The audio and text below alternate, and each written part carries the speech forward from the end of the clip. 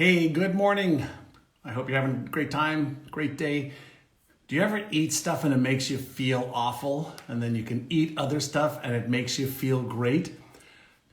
Does food make you feel awesome sometimes and not so great before? I've invited a dear friend of mine, Dr. Naidu, with me to discuss her amazing new book right now. It's a book all about food, and specifically, it's a book about your brain on food. Let me ask you a question. Do some foods make you feel good and other foods make you feel awful? I know sometimes when I eat, I feel like I'm sluggish and tired and not as focused, and other times I feel like I've got, enormous amounts of energy. Let me show you something. I've got on my screen right over here. This is your brain on food, an indispensable guide to the surprising foods that fight depression, PTSD, ADHD, anxiety, OCD, and more. And Dr. Naidu is going to be joining me in just a moment.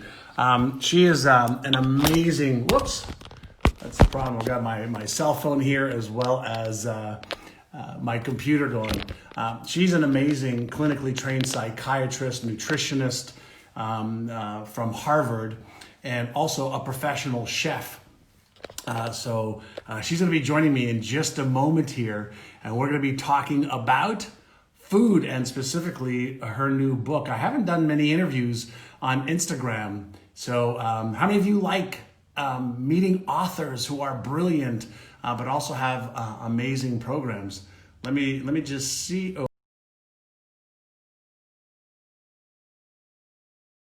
Dr. right now. I don't do a lot of Instagram interviews. Dr. Naidu, how are you?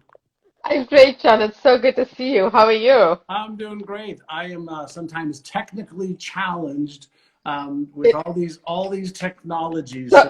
so, so am I, John. Not to worry about it. It's this new virtual world. How have you And been? very well. How about yourself? Great, I'm doing great. I was asking my audience, do they sometimes eat foods that make them feel great, and other times, foods make them feel sluggish? But are there foods, that Right. are really good for your brain? Let me ask everybody a question. How many of you think that there are foods that are actually good for your brain, and other foods that are like, not so good for your brain? Give me a click or a like if there's foods that are like great for you. What do you think? Let's do just a little survey, or type in Yeah. your responses right now. Dr. Naidu will be able to share with us some foods that are great for you.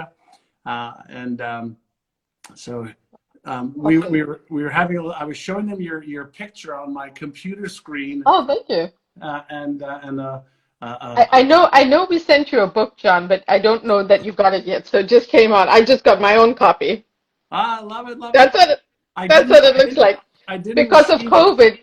Yeah, I Yeah. didn't I didn't receive it yet, but I've been reviewing it on Amazon, and you and I Yes. talked to you.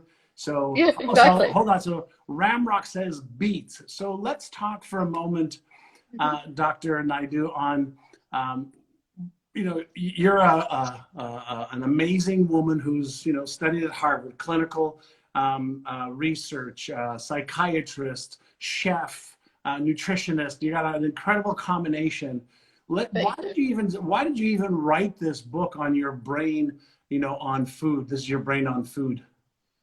It largely, John, because my practice has really evolved to be nutritional psychiatry, which is the use of nutrition and nutrients to improve mental health as an additional way to feel better. And it's the work I've been doing in my clinic. And I also felt that things for my patients needed to be simpler. There's a lot of information in the media, a lot of information on blogs and online. And they were getting confused by one diet being better than the next, one food being bad on one day and great on the next day. And I found that it was impacting their mental health because if they made switches, they may not be feeling good, yet they were following recommendations of what they were reading. I felt it was really important to simplify things for people and unpack that information for mental health. Many of us know how to eat for cholesterol. Our doctors will tell us what to do for hypertension. But we really don't do that and have that conversation around mental health. And where especially now things are just getting worse with mental health. Yeah. I think it's almost preventive to have things in our armor to feel better. Love it. So let me ask you a question. When you're talking about mental health, I want to be Yeah. clear that we're not Yeah. talking about only people that may have mental health issues. We're talking Yes. about mental health as in your brain, your mind, every That's human being. And thank you for distinguishing Yeah. that, John, because a few things. Mental health isn't a derogative word, and I'm glad you pointed Right. out. It's really our well-being. How are we feeling? Some people actually are thriving during COVID. They're using the confinement and the separation from issues to thrive, change their diets up in a good way. Others are struggling a little bit. There's a difference. Each person copes differently. So mental well-being can be impacted by food and our diet. And right now, for those of us who are doing okay, just continue doing it and kick it up a notch, so that as things we have to enjoy. I'm seeing on the news that there's a second wave that's a concern. We can take care of ourselves. One thing we can do is eat differently, because that's something we can control. We can't control restrictions. We can't control a pandemic, but we can control how we eat. So it's really for anyone who wants to kick it up a notch and feel better. So when we're talking about specifically your brain on food, obviously we eat food, we drink, it gets Right. broken down in our, in our digestive system, in our stomach, and then all the pieces of the food, the nutrients, the good stuff, the challenging stuff. Our brain is using what it needs, and obviously there's some good stuff and some challenging stuff. Yes. Are there some, a couple of things from your book, This is Your Brain on Food, that people could start applying like right now? Is like, this is for sure good stuff. Absolutely. So let me go through a few pillars that I described, because the pillars, what we did, John, is we divided up by diagnosis. And so for each diagnosis, there are lists of foods to embrace and to avoid. So I would suggest if people have, say, maybe know someone with OCDs like symptoms or feeling a little blue, they go to that chapter. But there are also some pillars that you can start right now. And one of them is my theme of eat the orange, skip the orange juice. There's more vitamins, mineral, and fiber in the orange itself. The orange juice has added sugars, it's processed, and it's likely store-bought. So that's one principle. Let me just make sure I heard that. It said, eat the orange, skip the orange juice. So eat the whole thing so you get the Exactly. fiber. Not, got it. You skipped Exactly. some. So yes, so I know the sound. So it's sort of the whole foods approach, and it applies that's usually a good way to convey it to people. The other sort of pillar we talk about is eat the rainbow. So people hear this all the time. They don't realize that when we talk about the different colors of fruit and vegetables, plants, that those beautiful colors bring back wonderful phytonutrients for our brain. The antioxidants, which differ in each one, are amazing for oxidative stress, for things that could impact mood, anxiety, and other symptoms. So that's the reason doctors say that. Sometimes we don't explain why we say things to people. So this is eat the rainbow, go for it, have a variety of fruits and vegetables. That's going to help your gut. The third one is avoid added sugars and processed foods. There was a study that showed that trans fats is associated with increased aggression and agitation. So this is evidence for us that those packaged foods, the processed foods, the unhealthy fats are not good for our brain. It can change our behavior. So this is another. These are some pillars. And the fourth is embracing foods that we can get that help our gut. Prebiotics, probiotics, and fiber. Very easy to do. Prebiotics are found in garlic, onions, leeks, those types of things. Also, Jerusalem artichokes, asparagus. That helps your gut. That makes your gut, gut bacteria fight better. The probiotics you can get from if you eat dairy or even non-dairy yogurts, the plain ones, not fruited, less sugar, have active cultures. Fermented foods, miso, kefir, sauerkraut, all are good for your gut. So those things are supporting your gut-brain axis by making a healthier gut. So Any one of those four, John, people can start right now. They can start today and then go into the specifics of different foods for each condition. Love it. So, and the conditions you're talking about is going to be like ADHD, Depression. PTSD, depression, anxiety, stress, even those kinds of things. And when you talk about Yes. prebiotics and probiotics for our gut, um, what I imagine you're referring to specifically is the gut-brain axis, because there's that connection between our gut and our brain. So the healthier our gut is, the gut Right. microbe, the Yes. better our brain works and the better the connectivity is. Is that correct? That's exactly right. It's the gut microbiome that has really had been, research in this area has been going on, but really the connection with psychiatric issues or mental health or mental well-being it is more recent in terms of the literature, and we're really understanding it much better. That so much is related to avoiding inflammation, avoiding oxidative stress. And the way to do that is one of the ways is how we eat. There are many, many different aspects of illness, but for mental well-being, how you eat is going to impact that. And one of the reasons is that serotonin receptors, more than 90% of them are located in the gut. And we know serotonin is what's in many of the medications for mental health, like serotonin, selective serotonin reuptake inhibitors, but also that it's the happiness hormone. So, when you think about it that way and you realize how close that connection is, you want to eat better, and any one of us can probably make a healthier choice right now. Love it. I want to ask the my friends that are watching right now, how many of you believe that you're eating really well for your brain? All right, so for your brain to operate optimally, for you to have that serotonin, that happiness, neurochemical activated. How many of you are eating well? Give me a like or a love if you're eating well. And thank you for Transform Your Life Official. Glad you tuned in. Yeah, we're talking about it. I've got this on my screen. You can see right there.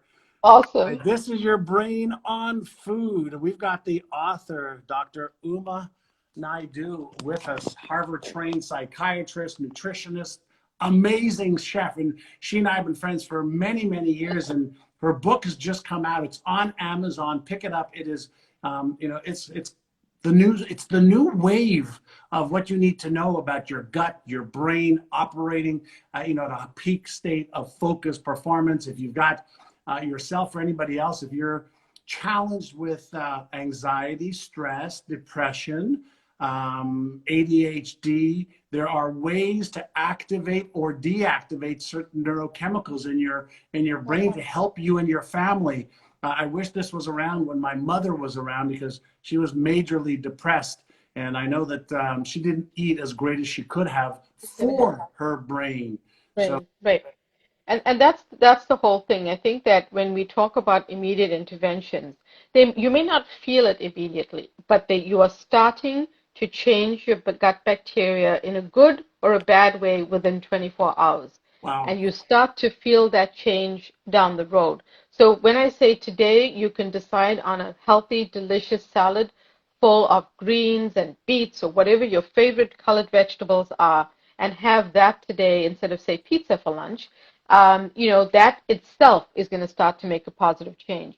And on the issue of, the foods that are not great for us, I firmly believe in a few things. I don't like the word diet because it kind of has the word die in it, and it also psychologically makes people feel bad, going to give up stuff. And I don't like that. My patients feel deprived. But I do like, an eating plan, a nutritional treatment plan, just eating for health, and I like a treat day every week. So whether it's pizza, ice cream, something, that you consider to be an unhealthy food, have it on one day of the week. And the rest of the days, really work on this plan to be eating healthier for your brain health, and makes a difference. I love it.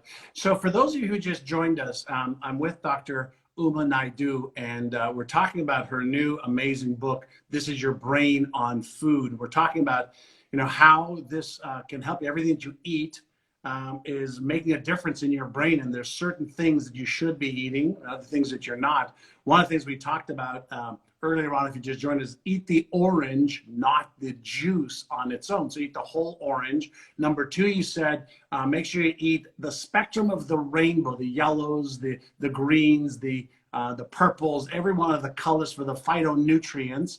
third one I'm going from memory right now is make Right, sure you right. eat whole foods versus processed foods. What Mhm. was help me The fill fourth in the was, sure, of course. And the fourth was prebiotics, probiotics. So it's just, prebiotics and probiotics? it's like good gut food. Yeah.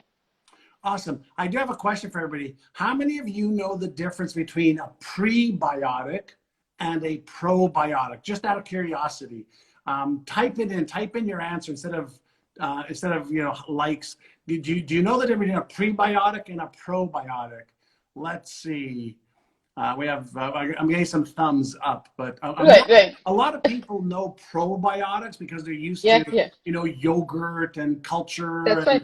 Yeah, yeah. and fermented stuff. But a lot of people don't know much about No, pre. prebiotic. Exactly. So, so It's, each both are. I know that I know that your audience is super smart, John. But I'll break it down just because there may be one or two people who mix it up sometimes. Both are really important. Prebiotic foods are really the ones that, like I mentioned, easy to think about: garlic, onions, chives, scallions, asparagus, jicama, those types of things. What those foods do is they feed the good bugs in the gut. Those bugs, in order to thrive, there are 39 trillion in our gut. We want the good bugs to thrive, and the prebiotics feed them the right food to function properly and work towards our better mental health, our better immunity, fight off oxidative stress, fight off inflammation, as well as many other things. But I'll leave it there. But so that's the reason to include those in your diet. And think about how easy it is. Don't we most often use onions and garlic in many of our dishes every day? Add more of those, add them to salads, add other members of the allium family, and a few other things, and you've got it covered. You don't necessarily have to look for a supplement to do it. And I think when you put those two together, like you said, people know about fermented foods, just do it all. yeah. One of the things that I'm wondering, and for all of you that are watching, I wonder how you feel about this, is when we eat food, like we see it on our plate, right? We see it in our cup. What do we drink? Um, I used to never think about what's actually happening like after I eat it. I know that, I want to eat this because it looks good, it feels good, it's going to be crunchy or salty or sweet or whatever the case is. But I never really thought about consider what's happening when you're consuming food.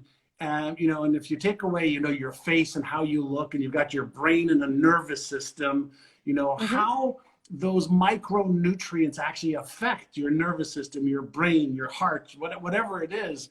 And what I love about this book and this topic is, because you're a Harvard trained psychiatrist, because you're a nutritionist, because you're a chef, you've really integrated all of the pieces. So people actually have a much better way to say, I should, it's kind of like eat this, don't eat that. This is better Exactly. for you than that. Not just because it's Exactly. going to taste good, but here's what's happening within you. So what I love That about and this is, here's why. Yeah. yeah, this is a if you really want to feel better, if you want to be more focused, if you want to be more alive, if you want to really feed your brain, if you want to be healthier, eat this stuff, and this is Right. what's happening to your brain. I imagine the Exactly. book is on Amazon, right? This is Yes, your favorite food. yes, it's on Amazon and during this pandemic, it's at all major booksellers. Also, I think that if people just want to get more information about the subject, they should follow us on Instagram and Facebook, and the handle is at Dr. Uma Naidu. I'll spell that for you. It's at DrUmanaidoo. Because on Instagram, John, we put out a lot of just nutritional science information, fun facts. People love it. They follow us, they ask us questions. And it's sort of, if there are questions here that are unanswered, please do follow us and we try to answer the questions. Awesome. And my team, Alan, just put a link to the book. But I highly recommend follow Dr. I like to call her Dr. Uma. She's got a plethora of information and knowledge. There's a gal that asked a question just a second ago. I think it's Esty Stein. She said, a lot of people say to drink apple cider vinegar with the mother. I'm not sure about that, but what does that mean? But I'm not sure what the mother means. With I'm not following. Okay. Apple cider vinegar on its own is probably related to the acidity. Yes, it's thought that apple cider vinegar is completely fine.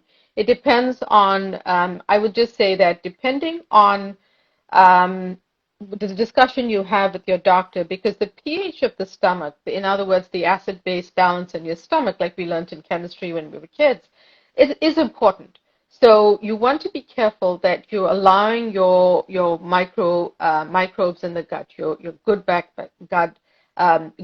bacteria to thrive. And I would just say check out with your doctor whether that's something that fits with the other medications you might be taking, maybe for indigestion and something else. I would just make sure you understand that in general, there's no harm done by taking it. And I always say integrate it into your food. If you can, make it, use it for a salad dressing, add it to a tea or something else that you're having better for you. Got it. So the pH in our stomach, let's talk about that for a moment, because I've heard a lot about, drink alkaline water, drink a pH, Right, 7, 8, 9. And then I've heard right, from other people says there's right. so much acid in your stomach that it really makes no difference what kind of water you drink. I mean, obviously, as long as it's clean water. What are your thoughts Right. on that?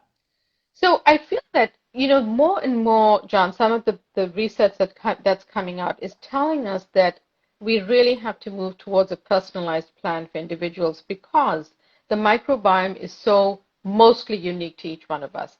I had some clients the other day, and I was speaking to them, and between the mother and biological daughter, they were having a completely different reaction where one type of food was helping the mother and the daughter couldn't tolerate it. So I think it's important for us to understand that each person is unique. And therefore, there are certain principles around the pH balance and how your microbes could do well, meaning your gut bacteria could do well, but each person could be slightly different. So I would just say, check out how you're feeling, report the symptoms to your doctor.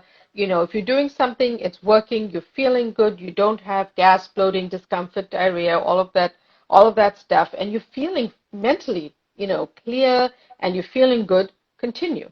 But, if you're changing something right now, just check it out because your doctor will know the other medications and supplements you might be taking. Love it. So it really is coming down to personalized stuff. In your book, this is your brain on food. Do you help people, pick the right foods for specific, whether it's for focus or Condition. PTSD or depression or anything like that? Exactly. Exactly. So we found some fun foods that we share in the book. So each book, the idea is that someone has, feeling a little blue or feeling stressed. You go to that chapter. You can even just take a photograph of once you've bought the book, you just take a photograph of certain lists and kind of keep them as things that you can use to know that you feel better. Because what we've done is we found some unusual things. For example, saffron, the spice, has an amazing amount of data for depression. You know, Turmeric with a pinch of black pepper because the black pepper makes it bioactive.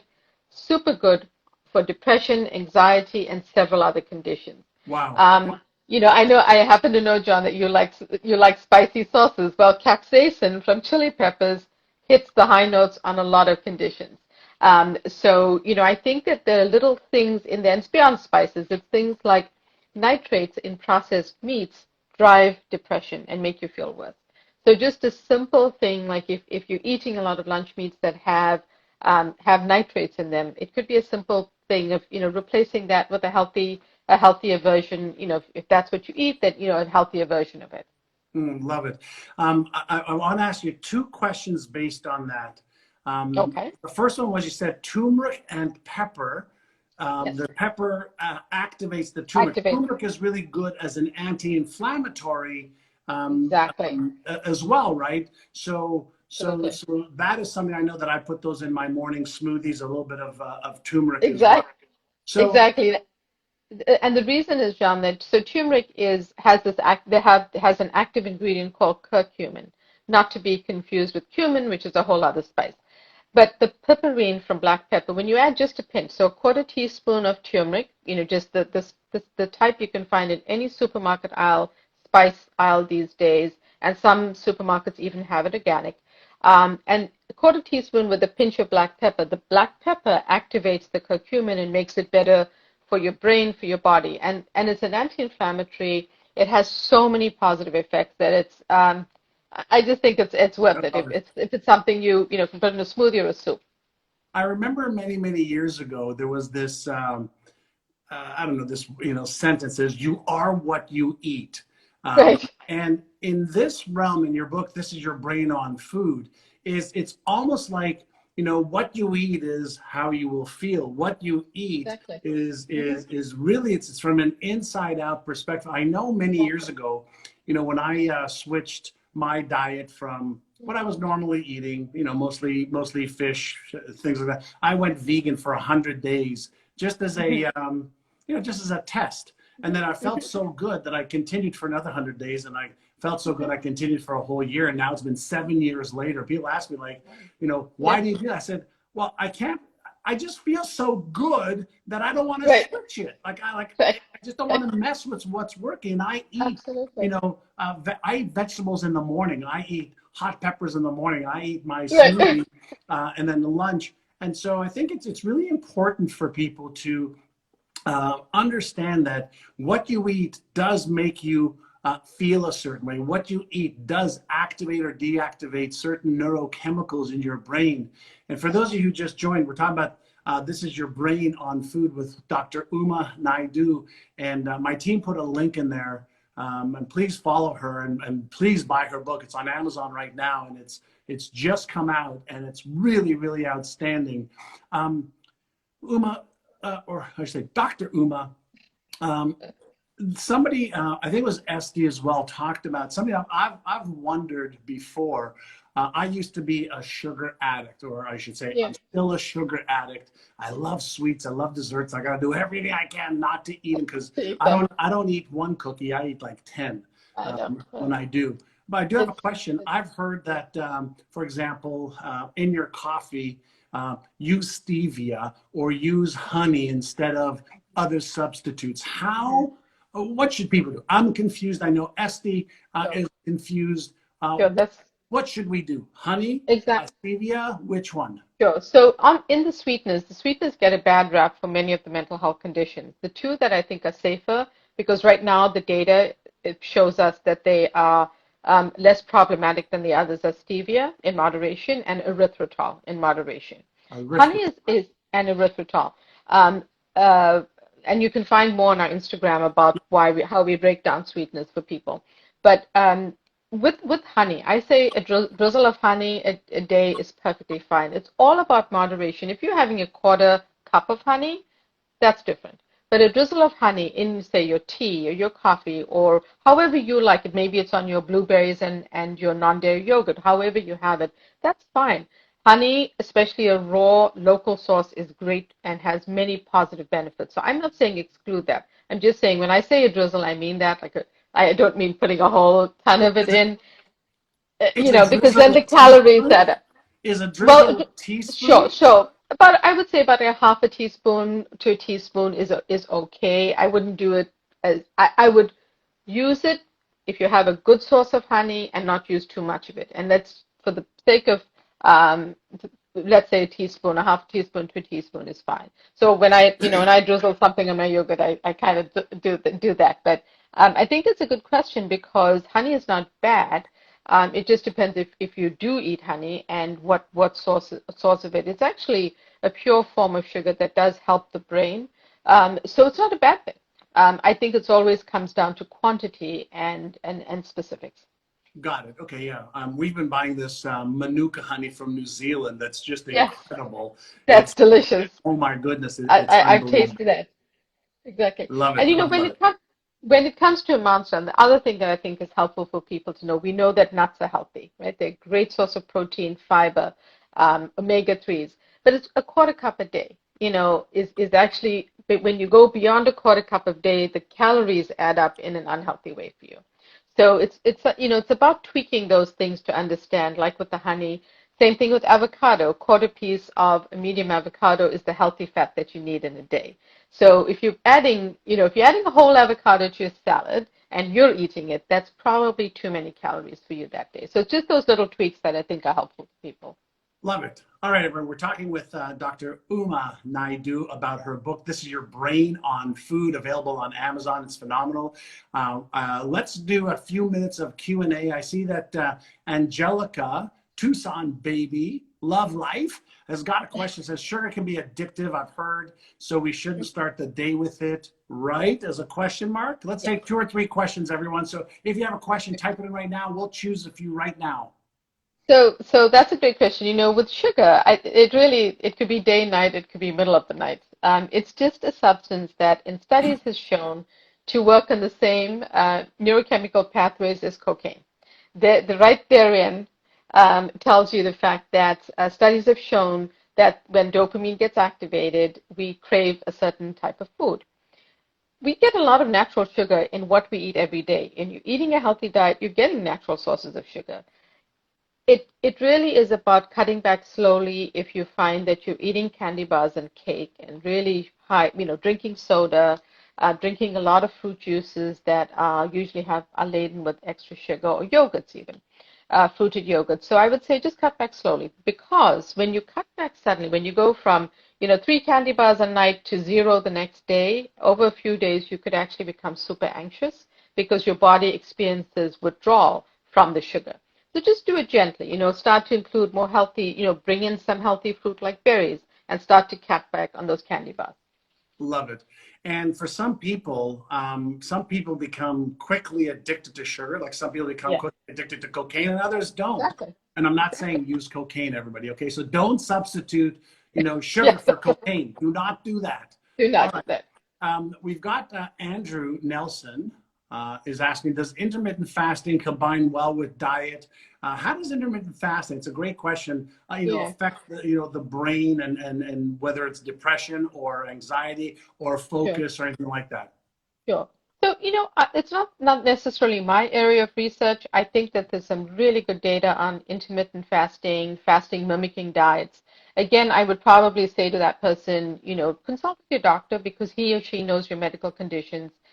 In terms of brain, I've had patients who come in and, feel they have greater focus. I've also had patients who've had a little bit of struggle with maintaining the diet because maintaining that pattern of eating because they feel hungry and they develop cravings. So again, it's individualized, and I don't feel we know enough about the brain data on that yet, but I think the research is continuing. And Love. I just also wanted to say, John, I always want to just throw out, especially to the amazing audience you have, nutritional psychiatry and these interventions are they can always be used. Anyone, whether you're just feeling slightly blue, a little bit stressed with COVID anxiety, whatever it is, you can use them. But when someone's acutely suicidal, has a manic episode, or has lost touch with reality and is psychotic, they need to go to a hospital, they need to call their doctor. Doesn't mean that you can't also use food and nutrients, but there are certain situations in which this is not first line. Whereas, for those of us who are maybe working from home and struggling a little bit, this could be a great preventive way, especially moving into the fall, to really almost fortify your mental well-being. Love it. And so your book is available on Amazon and in bookstores. This says, This is your brain on food, how to use food to help you with focus, attention, PTSD, ADHD, depression, anxiety. For those of you that have somebody who needs it, maybe you, pick up the book on Amazon. And let's give everybody one more opportunity to, how do they get a hold of your work? My team is going to put a link in the chat again. thank you. And I know your team's putting your Instagram handle on there as well, so people will follow you. Yes. Uma is brilliant, everybody. As I mentioned before, a chef, nutritionist, Harvard-trained psychiatrist. This is nutritional psychiatry, even for people who don't need a psychiatrist. This is really some of the best work in the world on what's happening in there based on the foods you eat. If you want to feel better, if you want to have focus, energy, if you want to just feel your best, get your brain to work for you instead of against you. So we've talked about the gut microbe, the brain axis, prebiotics, probiotics, the different food groups that you should eat versus maybe stay away from. Have you all enjoyed this so far? This is something I've been wanting to do for several weeks. We finally got on Uma's schedule. I'm so glad we She's did. doing interviews right now. And so if you've enjoyed it, hit the like or the love button, please, and let Dr. Uma Naidu know that you've enjoyed this, all right? Wonderful. Thank you. Thank you so much, John, for finding the time. I know you're busy as well. We're both busy, and it's always just lovely to connect with you. You always have such a lovely energy and just spirit that goes to the world. And I Oh, really appreciate that about you. well, thank you. I appreciate you as well. And I just got back, as you know, from vacation. We were in touch Yeah. a little while I was on. So this is perfect. All right, everyone. I hope you enjoy. If you like this, let me know. I'll do more of these. I love bringing Love on to. loving, caring, kind, brilliant individuals. All right. And again, follow Dr. Uma Naidu and pick up her book on Amazon. This is Your Brain on Food. Bye, everyone. Thank you, Doctor. Thanks so much, John. Take Bye. good care. Bye.